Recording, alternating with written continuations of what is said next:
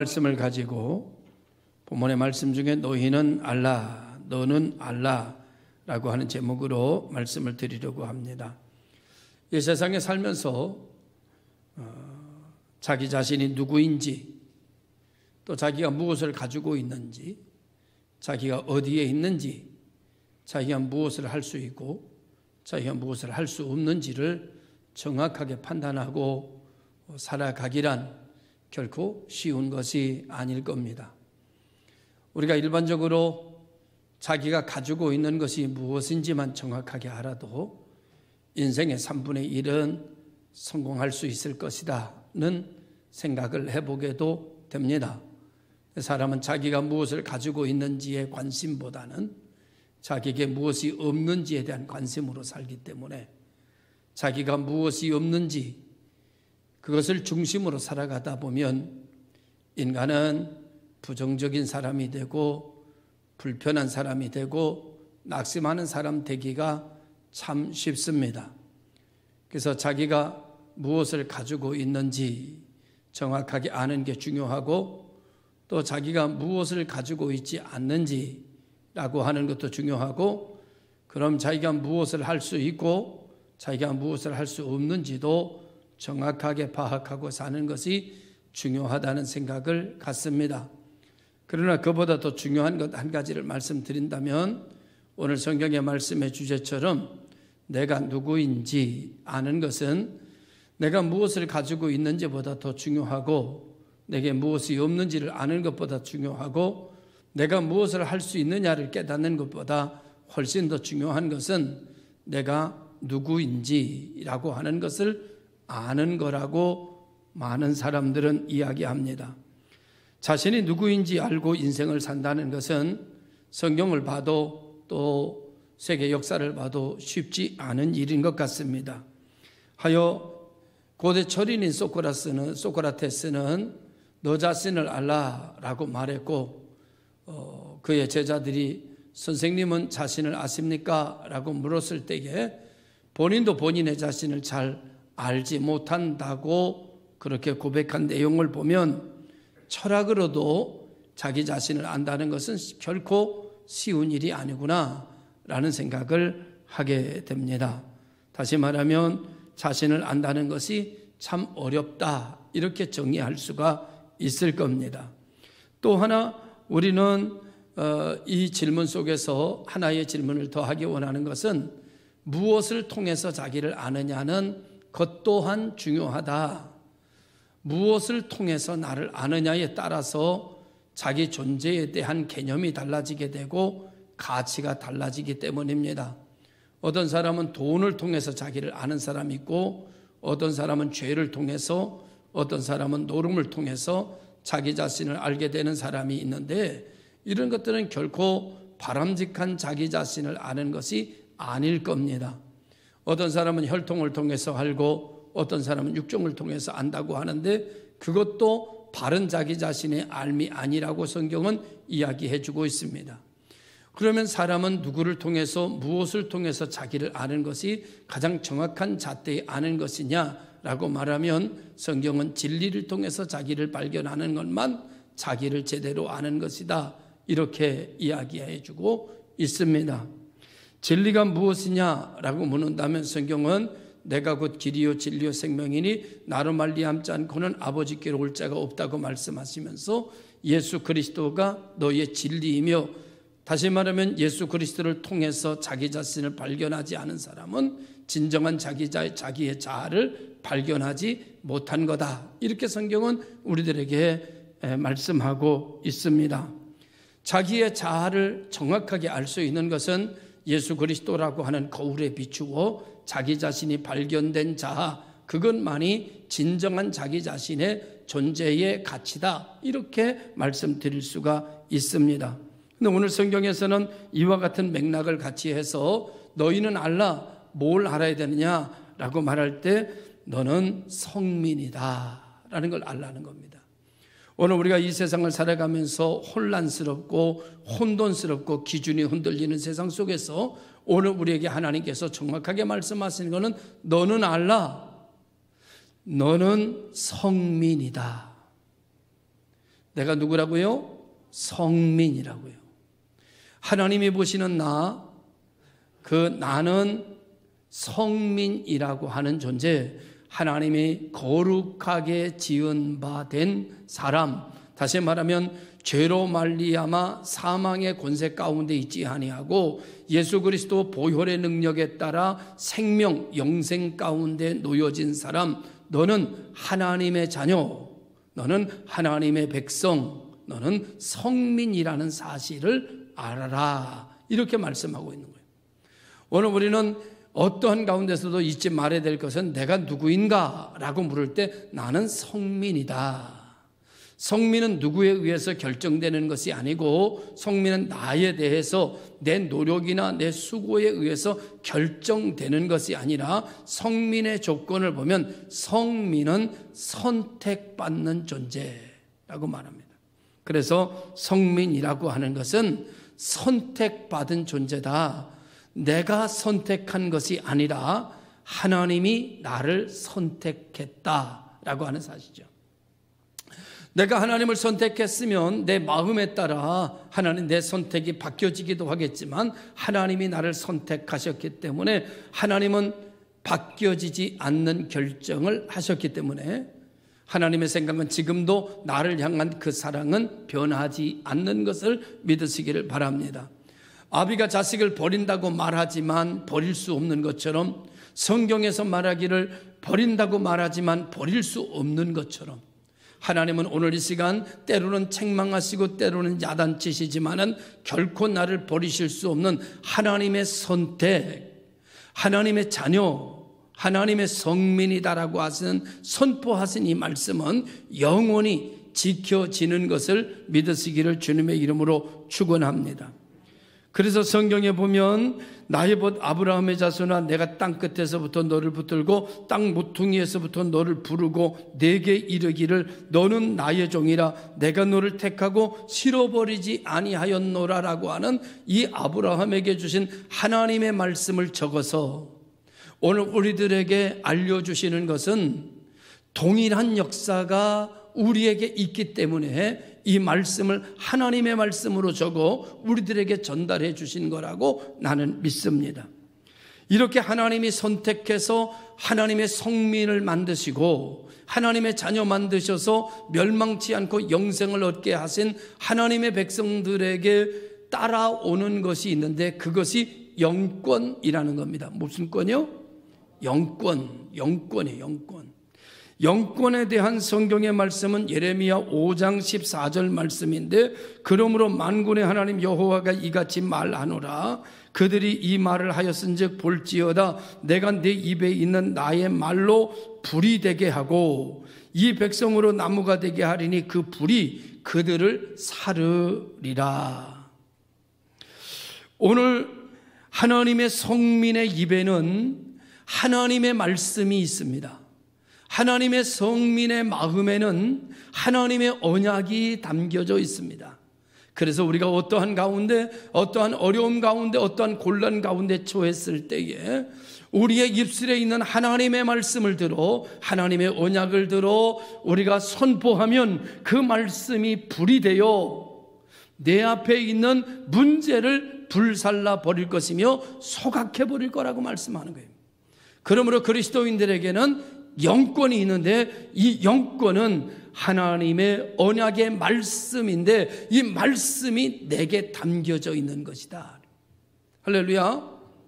내게 담겨져 있는 하나님의 언약의 말씀, 그것이 무엇이냐? 성경 66권 속에서 내게 주신 말씀, 그 66권 속에서 내게 주신 말씀 중에 말씀은 뭐냐? 예수 그리스도. 할렐루야. 그러므로 오늘 우리가 어떠한 일 가운데서도 예수 그리스도의 이름을 들어 명하고 예수 그리스도의 이름을 들어 선포하면 오늘 우리 앞에 놓이는 험산출령도 평지가 되는 역사가 일어나는 것을 믿습니다. 오늘 중요한 것은 이런 영권이 우리에게 있음에도 불구하고 문제는 내가 믿느냐는 겁니다. 정말 내가 이 영권을 믿느냐, 이 하나님의 말씀의 언약이 내 마음속에 담겨진 이 언약의 말씀이 내 입을 통해서 선포되면 그것이 불이 되고 그 모든 백성을 불사르게 되는 역사를 믿느냐라는 거예요. 아무리 하나님의 영권이 우리에게 주어져 있어도 믿지 않는 자에게는 아무런 소용이 없는 걸 거예요. 스룹바벨이 말하는 것처럼 큰 태산 앞에 서서 내가 이 시간 하나님의 언약의 말씀으로 저 태산을 향하여 선포하면 저 태산이 평지가 될 것을 너는 믿느냐는 겁니다. 스룹바벨 앞에서 평지가 되는 놀라운 역사가 일어나는 것이 오늘 우리 복 있는 교회 성도들의 가정과 일생 속에서 재현되는 역사가 일어나기를 원합니다. 오늘 성경은 이렇게 말합니다. 하나님의 말씀대로 나가며 오늘 내가 입을 들어 눈을 들어 주를 바라보며 입술을 열어 내가 하나님의 말씀의 언약을 들어 내 가정을 향하여 선포하면 내 가정의 우환이 떠날 것을 믿느냐? 우리 교회의 여러 가지 일들이 예수 그리스도의 이름으로 선포하면 회복될 것을 너는 믿느냐? 우리는 이렇게 할 수 있는 영권을 하나님 주셨다는 거예요. 하나님 백성에게. 세상엔 돈이 없으면 안 됩니다. 세상엔 재주가 없으면 안 됩니다. 세상에는 여러분 능력이 없으면 안 됩니다. 그런데 우리는 세상의 것이 아니라 하나님의 능력을 쓰는 자들인데 하나님의 능력을 쓰는 자들이 영권을 가진 자들이다. 할렐루야. 오늘 여러분 영권이라는 이런 말들은 교회에서조차 점점점 사라지는 단어이고 있습니다. 그러나 오늘 분명한 것은 하나님의 성민에게는 하나님이 주신 세상에서 받을 수 없는, 세상에서 배울 수 없는 그런 권능이 있는데 이 권능은 바로 하나님의 언약의 말씀이 담고 있는 능력인데 이것은 바로 우리 입에 담아주셨다는 거예요. 우리 마음에 담아주셨다는 거예요. 그래서 여러분 성경은 이렇게 말합니다. 내가 내 안에, 내가 내 안에. 무엇이든지 원하는 대로 구하라. 그리하면 이루리라. 이 말씀을 모르는 성도들은 없을 것입니다. 그러나 믿는 성도들은 많지 않을 것입니다. 아니, 이 말씀대로 믿고 이 말씀대로 선포하고 이 말씀대로 이루어질 것을 확신하며 이대로 행동하는 성도들은 극히 드물 것입니다. 그러나 하나님은 오늘도 우리의 영권을 사라지지 않게 하시고 아직도 유효하게 하셔서 지금도 그 영권을 사용하기를 원하고 계시는 줄로 믿습니다. 당신은 하나님의 성민입니다. 이것을 알아야 됩니다. 잊지 말아야 됩니다. 그리고 당신은 영권을 가진 사람입니다. 오늘 우리는 이 영권을 소홀히 다루지 않는 성도들이 되시기를 주님의 이름으로 축원합니다. 이런 영권이 있는 사람에게는 세상이 감당할 수 없는 일들이 감당되어짐으로 말미암아 그 사람을 통하여 하나님의 복이 임하고 하나님의 축복이 넘쳐 흐르는 역사가 일어나게 되는데 시편 33편 12절에 말하기를 여호와로 자기 하나님을 삼은 나라 곧 하나님의 기업으로 빼신 바 된 백성은 그러므로 복이 있도다. 들어가도 복을 받고 나가도 복을 받고 떡반죽 그릇도 복을 받고 우양의 새끼까지 복을 받을 것이며 천대에 이르러 그의 자자 대대손손이 복을 받을 것이로다. 성민에게는 영권이 뒤따를 뿐만 아니라 감당할 수 없는 일을 감당하게 하는 이 영권으로 말미암아 그의 삶 속에 생각지 아니하였던 하나님의 축복과 은혜가 넘쳐날 것을 믿으시기를 주님의 이름으로 축원합니다. 심야기도 때에도 말씀을 드렸습니다마는 우리는 두 가지의 조건을 가지고 삽니다. 오늘 제가 이런 양복을 입고 가운을 입고 있습니다. 옷을 입고 있습니다. 그러나 자기가 수고해서 돈 벌어가지고 자기가 옷을 사 입었으면 옷 이상의 가치는 없습니다. 그런데 하나님께 내가 기도하다가 하나님의 능력과 하나님의 은혜로 생각지 않게 하나님의 축복 가운데 내 옷이 입혀졌으면 그 옷은 옷의 가치 이상의 가치가 있습니다. 옷 가치 이상의 능력이 있습니다. 옷 가치 이상의 영감이 뒤따라 다닙니다. 할렐루야. 내가 열심히 돈 벌어서 집을 샀으면 집 이상의 가치는 없지만 그러나 하나님 앞에 기도하다가 하나님이 크고 비밀한 역사를 통하여 내게 집을 주셨다면 그 집은 집 이상의 가치가 있습니다. 집 이상의 능력이 있습니다. 집 이상의 고백이 있습니다. 오늘 우리는 우리의 수고를 통해서 당연히 모든 것을 이루어 가야겠지만 그러나 그 이상의 하나님 앞에 기도해야 되는 이유는 여기 있습니다. 집 이상의 가치, 의복 이상의 가치, 내 시간 이상의 가치, 내 관계 이상의 가치를 누리기 위하여서는 하나님으로부터 오는 것이어야 합니다. 하나님으로부터 주어지는 것이만이 내 영혼을 살리며 내 영혼을 부욕해 하는 역사가 일어나게 되는 것을 우리는 경험했습니다. 오늘 우리가 가지고 있는 것이 내 수고의 결과로만 가지고 있다면 그것은 그 가치 이상을 발휘할 수가 없는 것이지만, 그러나 그 모든 것이 하나님으로부터 온 것이면 오늘 우리는 우리가 가지고 있는 것이 가지고 있는 것, 그 문제를 해결하는 것, 그 이상의 능력으로 하나님 앞에 나아가고 풍성해지고 영혼이 자유로워지는 역사를 경험하는 은혜가 있어지게 될 것을 믿습니다. 이래서 하나님의 축복이 30배가 되고 하나님의 축복이 60배가 되고 이렇게 돼서 하나님의 축복이 100배가 되면, 이렇게 돼서 하나님의 축복이 1000배로 늘어나면 우리에게는 이 축복에 대한 책임이 뒤따르게 되는 것입니다. 이 책임, 주어진 모든 것을 통해서 나의 욕심을 채우는 일에 나아간다든지 아니면 세상의 어떤 욕구를 충족시키고 세상의 욕구를 이루는 일에 나아간다면 이것은 너무나 큰 잘못일 것입니다. 하나님께서 이렇게 30배, 60배, 100배, 1000배의 축복을 주셨다면 반드시 그것은 하나님의 영광을 나타내며 하나님의 뜻을 이루는 일, 하나님의 언약을 실천하는 일로 나아가야 될 줄로 믿습니다. 이 모든 것이 영적인 의미를 가지고 내게 다가왔다면, 영권을 통해서 왔다면 영적인 일을 감당하는 도구로 삼는 성도들이 되시기를 축원합니다.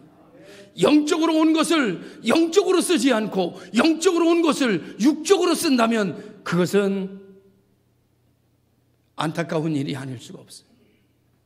오늘 시간에 내 건강이 나를 일어나 걷게 하는 것 이상의 가치를 주며 이 내게 주신 건강이 영적으로 온 건강이라면 이 건강은 영적인 일을 위하여 쓰여져야 될 것이고, 여러분에게 담겨져 있는 물질이 영적으로 온 물질이라면 그 물질은 영적을 위하여 쓰여져야 할 물질이로되, 오늘 육적으로 온 것이나 영적으로 온 것이나 모두 자기 욕심을 위하여 쓰여진다면 이것은 훗날의 심판 때에 쓸 일이 아닐 수가 없는 것이죠. 이렇게 책임을 다 감당하려면 우리는 무슨 일을 감당해야 되는가 하면은 성민으로서의 주어지는 의무에 충실해야 됩니다.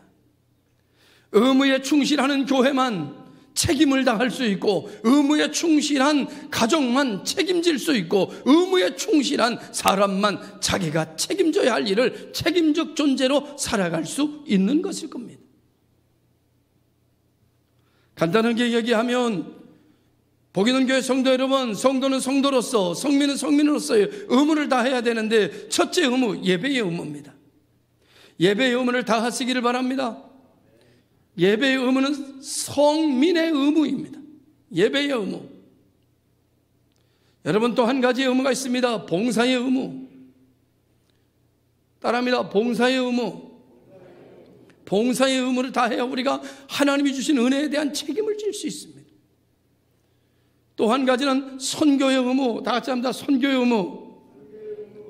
우리 교회가 제일 안타까워하고 지금도 제 마음속에 가슴 아파하는 것은 선교에 대한 의무를 우리가 잘 담당하지 못하고 있는 아픔이 있습니다. 우리 교회 여러 가지 한쪽으로 돈이 너무나 많이 들어가기 때문에 사실은 이 의무를 감당해야 되는데 이 의무를 감당하지 못하는 것 때문에 늘 하나님 앞에 죄송한 마음이 있는 거죠. 선교의 의무가 우리에게는 있습니다. 이 의무를 감당하기 위하여서 더 나누어 이야기한다라고 하면 우리는 말씀을 읽어야 하는 의무가 있습니다. 기도해야 하는 의무가 있습니다. 우리는 주어진 헌금 11조를 드려야 하는 의무가 있습니다. 우리는 이외에도 각자에게 하나님에게 주신 여러 가지 의무가 있습니다. 이 의무를 감당하는 교회여야 책임을 감당할 수 있는 교회가 되고, 책임을 감당하는 교회가 돼야 영권이 사라지지 않는 교회가 된다고 볼 수 있는 것입니다. 오늘 이제 우리는 온전한 성민으로 세워져서 이 사명을 다하고, 너는 여호와 네 하나님의 성민이다. 네 하나님 여호와께서 지상 만민 중에서 너를 자기 기업과 자기 백성으로 택하셨느니라. 너는 누군지 알라. 너는 성민이야. 넌 하나님의 백성이야. 넌 하나님의 사람이야. 너 하나님의 사람아 라고 부르시는 하나님의 말씀을 잃어버리지 않는 성도들이기를 원합니다. 이렇게 성민이 이루어지게 되면 여러분이 성민으로 만들어지게 되는 8가지의 이유를 모세의 경우를 샘플 삼아 이야기했습니다. 첫째는 소명의 단계입니다. 하나님이 부르신 단계. 그래서 광야에서 만남, 가시떨기에서 만남, 그리고 하나님과의 대화, 그리고 하나님 앞에 부름받았다는 것을 정확하게 알게 되는 모세의 소명의 단계. 이 자리에 나와 있는 여러분, 당신은 하나님으로부터 부름받은 것이 분명합니까? 당신은 정말 하나님의 자녀로 하나님이 부르셨습니까? 정말 그거에 대한 확신과 믿음이 있으십니까? 아니면 그냥 지금도 교회를 그냥 종교적으로 다니고 습관적으로 다니는 것은 아니십니까? 오늘 우리는 아무리 교회를 오래 다녀도 분명히 짚고 넘어가야 될 것은 하나님의 부름이 정확한가? 나는 하나님의 자녀가 된 것이 확실한가? 라고 하는 질문에 우리는 응답할 수 있어야 될 것입니다. 두 번째로는 알매 단계. 이렇게 하나님이 부르고 난 이후에 하나님과 대화, 신앙생활을 통해서 알아지게 되고 믿음을 갖게 되고 확신을 갖게 됩니다. 나를 누구라 하오리까? 라고 물으니까 너는 성민이다. 오늘 여러분, 오늘 우리가 하나님에 대한 믿음이 정확하고 예수 그리스도에 대한 믿음이 확실해서 내 중심이 아닌 하나님의 세계, 하나님의 말씀의 세계 중심으로 사는 복교인 되시기를 바랍니다. 이렇게 믿음이 생기고 이렇게 확신이 생겨서 이제 제대로 된 그런 하나님의 자녀의 그런 어떤 정체의식이 생겨나기 시작하면 그때부터 성장의 단계로 들어갑니다. 그때부터 그 사람은 예배드리는 사람이 됩니다. 그때부터 기도하는 사람이 됩니다. 그때부터 찬양하는 사람이 됩니다. 그때부터 호렙산에서 하나님을 만나는 사람이 된 거죠. 매일 하나님을 만나는 사람이 됩니다. 그러면서 성장의 두 번째 단계는 그렇게 하나님을 만나게 되고 하나님과 교제하고 예배하고 응답받고 축복받게 되니까 여러분 어떤 역사가 일어나는가 하면은 봉사하기 시작합니다. 섬기기 시작합니다. 순종하기 시작합니다. 나누기 시작합니다. 그러면서 하나님의 백성 역할을 감당하기를 시작합니다. 이렇게 성장하기 시작하면 다섯 번째로 성숙해지는 단계로 들어갑니다. 성숙해지는 단계로 들어가면은 체험 단계가 들어갑니다. 내가 말씀대로 하고 내가 태산을 향하여서 내가 명령하니 그것이 평지가 되고 여리고성을 도니 여리고성이 무너지고 홍해를 가리키니 홍해가 갈라지는 놀라운 역사를 체험하면서 이야 하나님의 살아계심을 눈으로 보는도다. 하나님의 살아계심을 내 피부로 느끼는도다. 그러면서 형상으로 하나님을 만나는 것이 아니라 사건으로 하나님을 만나며 하나님께 영광을 돌리는 생생한 역사가 만들어지기를 시작하게 됩니다. 그렇게 되면 성숙의 2단계가 들어가는데 고난이 옵니다. 시험을 당합니다. 환난을 당합니다. 그런데 그 시험과 고난과 환난이 성숙했기 때문에 그 다가오는 고난과 환난과 시험을 믿음으로 접근합니다. 말씀으로 접근합니다. 언약으로 접근합니다. 응답으로 접근합니다. 기도로 접근합니다. 그래서 홍해를 가릅니다. 그래서 쓴 물을 단물로 바꿔버립니다. 여리고성을 무너뜨려버립니다. 가나안 땅을 정복해버립니다. 그러니까 새 역사가 만들어지기 시작하고 삶이 탄력 있는 삶으로 바뀌어지게 되며 하나님만이 나의 왕이 되시는 역사가 일어나기를 시작하게 됩니다. 이렇게 되면 그 다음에는 그런 가운데서도 알곡이 만들어지고 쭉종이가 만들어집니다. 그래서 알곡과 쭉종이를 나누는 최후의 심판의 단계가 다가오게 되는 것이죠. 그래서 여호수아와 갈렙만, 그리고 광야에서 시작된 2세, 3세 이상만 가나안 땅에 들어가는 축복을 받게 되고, 쭉정이같이 만들어졌던 애굽에서 나온 60만 대군은 광야에서 생명을 묻어야 됐습니다. 아마 이런 것을 보면 믿는 자는 많지만 천국에 들어갈 자가 누구인지는 보장할 수 없는 듯하고, 부자가 천국에 들어가는 것이 나귀와 바니끼로 들어가는 것보다 어렵다는 말씀을 다시 한번 되새기면서, 입으로 주여 주여 하는 자마다 천국에 들어갈 것이 아니라 하나님 뜻대로 행하는 자라야 천국에 들어간다는 말씀을 되새기고, 오늘 우리는 성민의 사명을 다 감당하고 성민으로 남은 세월을 살아가는 복이던 교회 성도들이 되시기를 주님의 이름으로 축복합니다. 마지막 신명기 8장, 7장, 8장에서 말씀하시는 말씀을 보면 이런 성민이 누릴 축복에 대해서 말씀하시는데, 천대까지 언약을 이행하신다고 하셨고, 인애를 베푸신다고 하셨고, 말씀 1.1획도 변함없이 이루어진다고 하셨고, 나를 미워하는 자에게는 보응해 주시고 내 원수는 하나님이 갚아주신다고 하셨습니다. 여러분, 원수를 내가 갚으려면 얼마나 에너지가 들어갈까요? 얼마나 힘들까요? 얼마나 고민해야 될까요? 그런데 하나님 내게 말씀하셨습니다. 신명기 7장 9절에 10절에 말씀하셨습니다. 원수 갚는 건 내 일 아니고 내 일이야. 원수 갚는 건 내가 갚을 테니까 넌 그런 거 신경 쓰지 말고 달려갈 길을 달려가고 멸류관 쓴 길을 향하여 달려가라. 사랑하는 성도 여러분, 마음속에 힘들고 어려운 거 다 하나님께 맡겨버리고 달려가시기를 바랍니다. 과거에 잡혀 있어서 과거에 잡혀서 오늘을 잃어버리는 성도들 되지 말고 앞으로 전진해 나가면서 미래를 만들어가고 천국을 정복해 들어가는, 침노해 들어가는 성도들이 되시기를 주님의 이름으로 축원합니다. 신명기 8장 4절에 10절에 말씀하기를 이런 성민들에겐 분천과 샘이 흐르게 할 것이다. 영적인 복에 대해서 말씀하셨는데, 여러분 이상해요. 배쩍 마른 곳에는요, 심었는데도 다 죽어서 안 심은 것처럼 사라지지만, 내가 아무것도 안 심었는데도 물이 들어가면은요, 거기가 여러분 숲이 되더라고요. 내가 심어놓은 것이 아무것도 없는데 물만 가서 닿았는데 어디서 싹이 있었는지, 어디 씨가 있었는지, 나무가 자라고 먹을 수 있는 식물이 자라고 꽃이 피고, 여러분 나비가 날라오고 벌들이 날라와 꿀을 만들고, 여러분 거기에 큰 나골이 만들어지더라고요. 뭐만 들어가면? 물만 들어가면. 하나님께서 내 삶 속에, 우리 가정샘 속에 분천과 샘이 흐르게 할 것이다. 내가 영적인 복을 받게 할 것이다. 하나님의 말씀이 들어가면 내가 심지도 아니고 내가 노력한 것도 아님에도 불구하고 내게 모든 일이. 여러분, 우리가 어떻게 여러분 구한 것만 받고 살겠어요? 구한 것만 받고 살면 여태 못 살지요. 내가 구하지 않은 것도, 심지 않은 것도 하나님께서 우리에게 무한대로 주셔서 오늘 우리가 무한대의 축복을 누리며 살아가고 있는 것입니다. 할렐루야.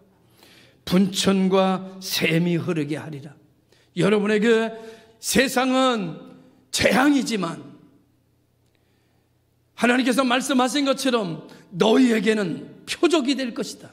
너희에게는 기적이 될 것이다 라고 말씀하신 것처럼, 지금 세상은 재앙 때문에 난리고 재앙 때문에 두려워하고 재앙 때문에 염려하지만, 그러나 하나님의 성민들에게는 그 재앙이 여러분에게 찾아올 때는 기적이 되고 능력이 되고 표적이 되어 하나님을 만나는 놀라운 계기가 되는 이 믿음 갖고 사시기를 주님의 이름으로 축원합니다.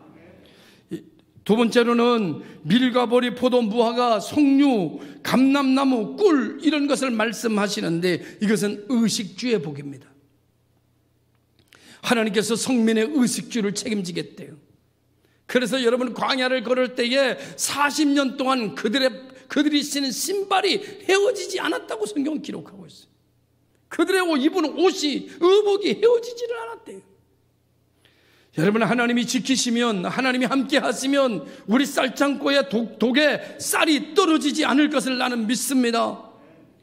여러분, 사르밧 가부의 밀가루, 사르밧 가부의 쌀가루가 떨어지지 않았던 것처럼, 여러분 생도의 기름병이 마르지 않았던 것처럼, 하나님이 함께 하시면 작은 것도 우리를 책임지고 남을 수 있도록 하나님이 축복해 주실 것을 믿습니다. 내게 있는 것이 작지만, 내게 있는 것이 볼품없지만, 이거 떨어지지 않는다면, 줄어들지 않는다면, 그대로 있는다면 우리는 부족함이 없을 것이에요. 당신은 누구라고요? 나는 성민이라고. 나는 하나님의 백성이라고. 멸망치 않는 사람이라고. 나는 죄 가운데 놓인 사람이 아니라 하나님의 의 가운데서 살아가는 사람이라고. 어떤 사람이 저에게 전화가 왔어요. 이렇게 그가 고백했습니다.